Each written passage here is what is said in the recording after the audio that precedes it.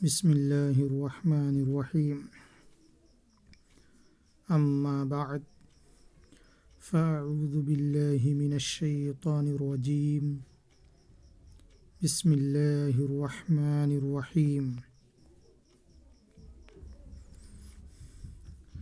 اللہ تبارک و تعالی نے انسان کو اس لیے پیدا کیا کہ وہ دنیا میں اس کی عبادت کرے اور ایک مقررہ وقت کے لیے اس کو دنیا میں بھیجا۔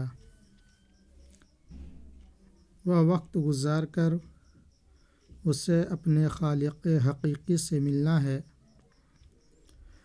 مرنے کے بعد انسان کے اعمال منقطع ہو جاتے ہیں جب تک اس کے جسم میں روح تھی اسے ہر کام پر قدرت تھی، مگر جیسے ہی روح جسم سے نکل جائے گی اسے ایک سبحان اللہ بھی کہنے کا موقع نہیں ملے گا۔ مرنے کے بعد اس نے جو نیک اعمال اس دنیا میں کیے وہی اس کے کام آئیں گے، اور کچھ کام نہ آئے گا مگر 3 چیزیں ایسی ہیں جو اسے مرنے کے بعد بھی کام آئیں گی، اور وہ یہ ہیں: پہلا ہے صدقہ جاریہ، دوسرا ایسا علم جس سے نفع حاصل ہوتا ہو، اور تیسرا نیک اولاد جو اس کے لیے دعا کرے۔ حضرت انس رضی اللہ تعالی عنہ سے مروی ہے کہ نبی اکرم صلی اللہ علیہ وسلم سے روایت کرتے ہیں کہ میری امت مرحومہ ہے، قبروں میں مع گناہوں کے داخل ہوگی اور ان سے بے گناہ نکلے گی کہ مسلمانوں کے استغفار سے ان کو گناہوں سے پاک کر دیا جائے گا۔ اس روایت سے معلوم ہوا کہ کسی میت کو اگر قرآن پاک پڑھ کر استغفار وغیرہ کر کے ایصال ثواب کیا جائے اور فاتحہ پڑھی جائے تو اس سے مرنے والے کو فائدہ پہنچتا ہے، مگر بعض فاتحہ کے منکر یہ کہتے ہیں کہ مرنے کے بعد مرنے والے کے لیے فاتحہ پڑھ کر ایصال ثواب نہیں کرنا چاہیے، اس سے اس کو کوئی فائدہ نہیں پہنچتا۔ مرنے کے بعد انسان مٹ جاتا ہے، اس کو نہ سویم نہ چہلم وغیرہ کسی کا ایصال ثواب کوئی فائدہ نہیں پہنچاتا۔ ایسے لوگ گویا زبان حال سے یہ کہتے ہیں کہ مر گیا مردود فاتحہ نہ درود۔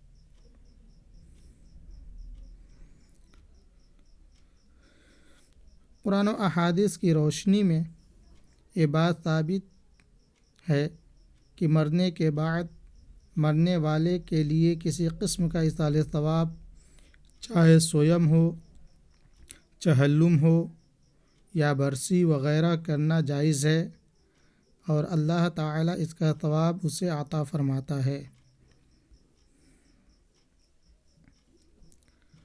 فاتحہ سورہ قرآن کا نام ہے، لیکن چونکہ میت کے لیے جب کوئی دعائے خیر یا خیرات کی جاتی ہے اس میں عموماً سورہ فاتحہ پڑھی جاتی ہے، اسی لیے اسے ہر طبقہ میں فاتحہ کہا جانے لگا۔ اسی لیے مخالفین کا یہ سوال ہے کہ کہ یہ فاتحہ تو بدعت ہے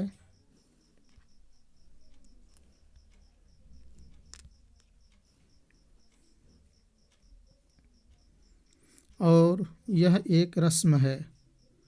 ان بیوقوفوں کو کون سمجھائے کہ میت کو ثواب پہنچانے کا نام فاتحہ ہے اور اس کے تم بھی منکر نہیں۔ ہاں، حضور سرور عالم صلی اللہ علیہ وسلم کے زمان اقدس میں اس کا نام ایصال ثواب تھا، اور اب ہم اسے کبھی فاتحہ، کبھی صوم، چہلم وغیرہ کے نام سے یاد کرتے ہیں۔ اور شریعت کا قاعدہ ہے کہ نام بدلنے سے کام نہیں بگڑتا۔ اس کی درجنوں مثالیں موجود ہیں۔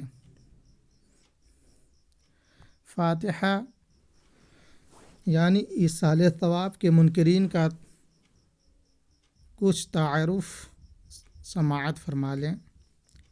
سابق دور میں ایک گمراہ فرقہ گزرا ہے، اسے معتزلہ کہا جاتا ہے۔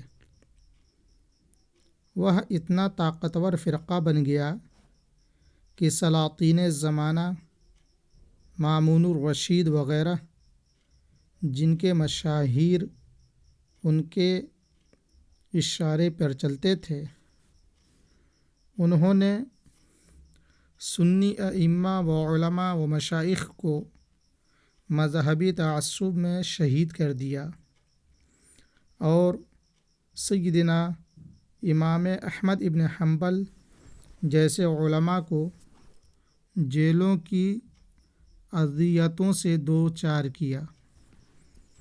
ہمارا عقیدہ ہے کہ سنی مسلک کا محافظ خود اللہ ہے، کیونکہ اس وقت بھی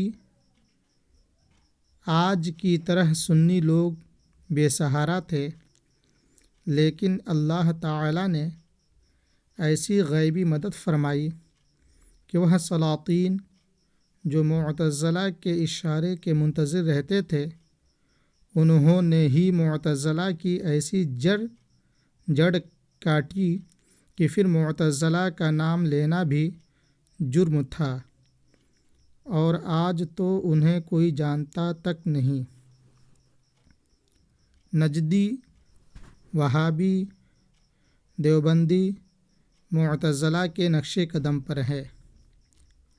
معتزلہ کے اصول کو ابن تیمیہ نے زندہ کرنے کی کوشش کی تو اسے بھی علماء و مشائخ اہل سنت کی ہمت نے ہمیشہ تک دفنا دیا۔ انگریز اسلام کا ازلی دشمن ہے، اسی لیے اس نے پھر نئے روپ میں معتزلہ کا رنگ محمد بن عبد الوہاب نجدی میں بھرا۔ اسی کی پیروی میں دیوبند، وہابی ہم اہل سنت سے برسر پیکار ہیں۔